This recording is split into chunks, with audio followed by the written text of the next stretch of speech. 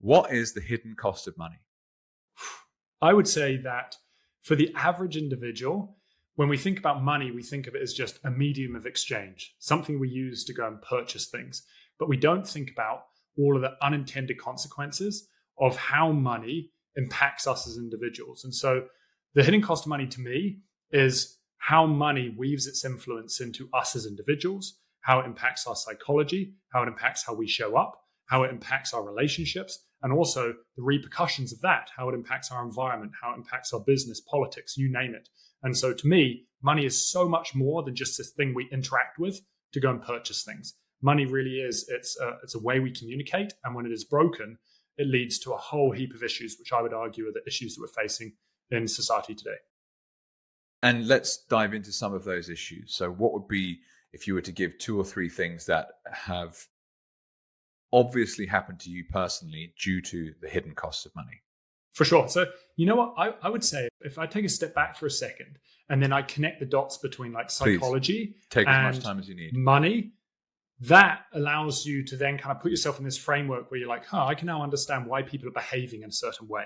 And so when I think about money, one of the things you start to recognize is that, so in Bitcoin, we talk about this thing called time preference. People that aren't familiar with what time preference is, you can think of it as a spectrum. On one end of the spectrum, a high time preference, you're focused on your impulsive immediate needs. I want to meet whatever it is that I feel like doing right now. I'm in survival mode. I'm in the here and now. And then you have low time preference, the other end of the spectrum, which is I'm focused on security, building security for the long term. I'm focused on building a life that I want to live and thinking about prosperity.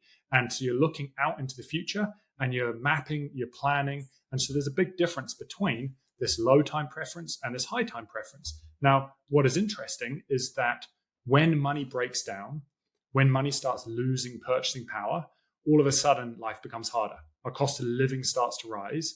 And so all of a sudden, if we're stuck focusing on survival, we're being very impulsive. And so money, when it loses value, shifts us from this kind of like low time preference. Who am I? How do I want to show up? What is it that I value? And how do I want to build a future for myself? To this, I need to get food on the table and a roof over my head. And so money starts to shape how we're showing up, whether we're high time preference or low time preference. That's the first section.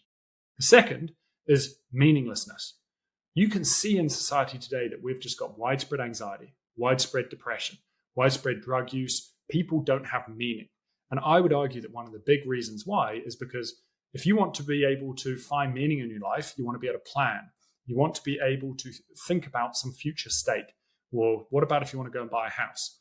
Well, if you think that it's going to take you 10 years to save for a house, and then 2 years into that saving, now it's going to take 20 years, it's very easy for meaninglessness to set in because we have no control over our future.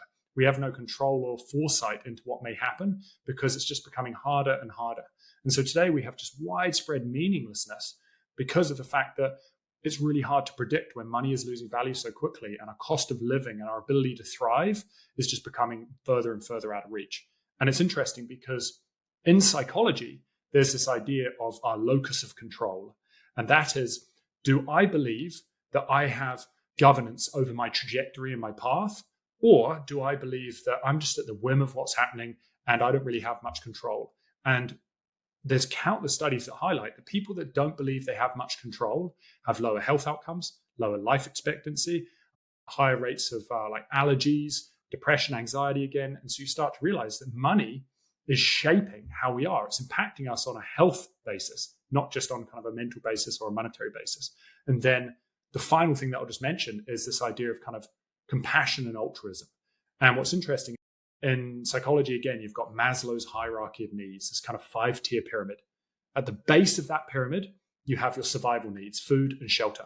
It's really hard to move up that pyramid into things like relationships, into spirituality, into self-actualization, if we have not met our basic needs of food and shelter. And so when we are fearful, when we're struggling to survive, our aperture of awareness starts to narrow and we're just focused on meeting those basic needs. And so that's the world we live in today. So it's something like 74% of people live paycheck to paycheck between the States and Canada. And I'm sure that is even worse in many other developing nations. And so these people are just trying to survive.